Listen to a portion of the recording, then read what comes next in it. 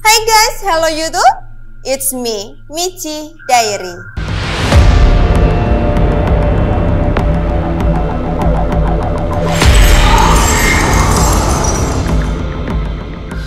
Di diary gue kali ini gue akan ngebahas tentang tali pocong. Ini tali pocong weh. Ini bukan tali pocong woi. Tali apa ini? Tali apa itu? Gue akan ngebahas tentang tali pocong. Tapi sebelum lanjut ke videonya, buat kalian yang belum nonton video yang satu ini, kalian wajib banget tonton karena di sini ada kisah seorang laki-laki yang mengaku pernah bersetubuh dengan siluman ular sampai menjadi kaya raya dan badannya menjadi bau amis. Udah bisa dibilang kalau pocong itu adalah ikoniknya Indonesia. Ikonik cuy. Iya memang ikon ya kan, cuma ada di Indonesia. Nah tapi siapa yang nyangka kalau tali pocongnya ini banyak banget kegunaannya. Bisa jadi pesugihan, bisa sebagai alat apa ya, pokoknya bisa menjadi banyak buat ritual-ritual yang lainnya. Bisa jadi alat pesugihan, bisa juga jadi ilmu kekebalan, dan bisa jadi yang lainnya. Bahkan katanya bisa mengeluarkan karisma. Wow. Pesugihan tali pocong itu sama dengan pesugihan-pesugihan yang lainnya, yang sama-sama menginginkan kekayaan yang instan dan cepat tanpa harus bekerja. Cuy, gue juga mau instan, banyak duit tanpa harus kerja ya dong.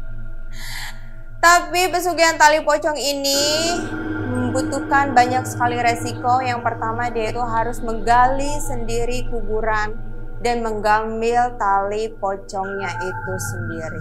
Gak boleh diwakilin ya cuy. Jadi cuma hanya dirinya sendiri yang boleh ambil dan gali si kuburannya itu. Terus tali pocongnya itu diambil di hari-hari tertentu, tergantung dari persetujuan si dukun ilmu hitamnya. Bisa ada yang hitung-hitungan tergantung dari tanggal dan Jawa. Bisa ada juga yang hitung-hitungan kapan si mayat itu mati. Gak enak ya juga bilangnya mayat ya kan, gak sopan. Si Mister atau Miss pocong itu mati. Tali pocong itu dimasukkan ke dalam kendi yang sudah diisi dengan bunga 7 rupa.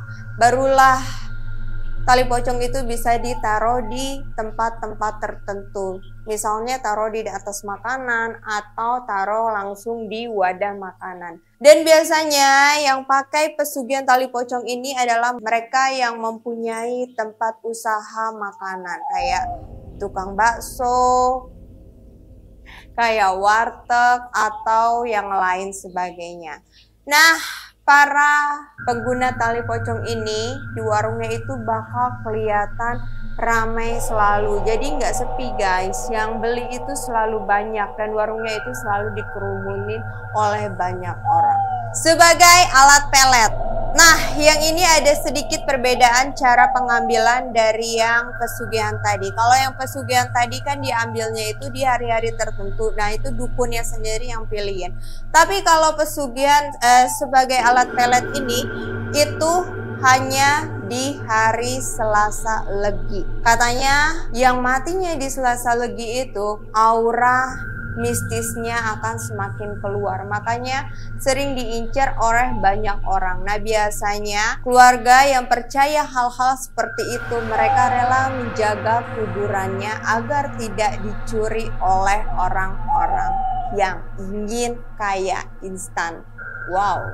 Sebenarnya di Indonesia ini banyak sekali kejadian kayak kuburannya dicuri, mayatnya masih ada tapi pocongnya, talinya tuh sudah nggak ada. Dan kebanyakan dari mereka yang hilang adalah setiap hari Selasa Legi. Sebagai tambahan untuk yang pelet ini, mereka itu bisa mengeluarkan aura karismatik dan menarik lawan jenis dengan cara mengumpulkan sebanyak-banyaknya tali pocong. Woi, kayak undian woi. Mengumpulkan sebanyak-banyaknya tali pocong, terus dia akan mengeluarkan aura karismatik dan bisa menarik si lawan jenis. Iya kah? Ada yang mau coba gitu? Dan sebagai tambahannya, ini agak susah ya guys, agak nggak masuk akal, tapi ini sih masih berkaitan ya. Karena untuk bisa mendapatkan aura karismatiknya itu, dia harus mencari tali pocong perawan. Langka itu, makanya keluar aura karismatiknya guys. Nah, yang ketiga, sebagai alat kebal diri. Nah, biasanya ini tuh dikoleksi ya. Koleksi, woy. Koleksi tali pocong. Biasanya yang koleksi atau yang mencari tali pocong ini, dia yang mempunyai niat jahat kayak merampok, atau dia yang punya niat jahat kayak ngebegal gitu. Karena mereka percaya yang menyimpan tali pocong ini mempunyai kekuatan kebal dari senjata tajam atau kebal dari senjata api, apapun itu. Seperti yang diceritakan, diketemukan segerombolan pencuri kendaraan bermotor di kawasan Depok. Dia mengaku membawa tali pocong yang membuat dirinya menjadi kebal senjata. Dan dia juga mengaku setelah menyimpan tali pocong itu, gerombolan maling ini bisa lompat lebih tinggi. Luar biasa. Tapi bisa ketangkep ya. Kayaknya tali pocongnya KW, kayak tali pocong gua ya kan. Gak ada cuy, tadi ada ini. Yang keempat adalah sebagai ilmu kebatinan. Nah, ini mirip banget kayak sebagai alat pelet tadi. Cuma bedanya, kalau yang alat pelet tadi kan dia bisa dari pocong-pocong perawan, ya harus cari pocong perawan. Kalau yang ilmu kebatinan ini, yang penting si mayatnya itu. Gak enak ya, wah gue panggilnya mayat, masa gak enak say. Gue panggilnya tuh Mister Pocong atau Nyonya Pocong lah ya. Dia yang meninggal di hari Selasa Legi. Nah, itu auranya bakal keluar dan itu wajib banget dipunya. Loh, kok jadi tutorial? Kok jadi tutorial? Wajib banget punya. Lu pada bisa bayangin gak sih, itu tuh setan. Kok setan? Gak ada harga dirinya tuh. Lu pada bisa bayangin gak sih, mereka tuh ya arwah-arwah pada pengen hidup tenang di alam sana, tapi diganggu sama kalian. Nah, kabarnya sih mereka yang simpen tali pocong itu hidupnya nggak akan tenang. Karena hari-harinya tuh selalu dihantui oleh pocong. Ya gimana pun juga itu semua nggak akan bawa tenang buat hidup kalian ya. Membayangkan hal seperti itu benar-benar sangat mengerikan ya. Jangankan membayangkan sosok pocongnya saat menggalinya untuk mengambil talinya, itu beneran ngeri banget. Hal itu beneran gak baik karena sama aja kayak kita menzolimi diri sendiri. Nah, ini menzolimi setan cuy. Dosa lu 2 kali lipat. Oke, biarlah mereka hidup tenang di alam sana ya guys. Jangan pernah mengganggu lagi. Oke guys, sampai di sini dulu. Masa udah selesai sih, gue anjing dikit banget.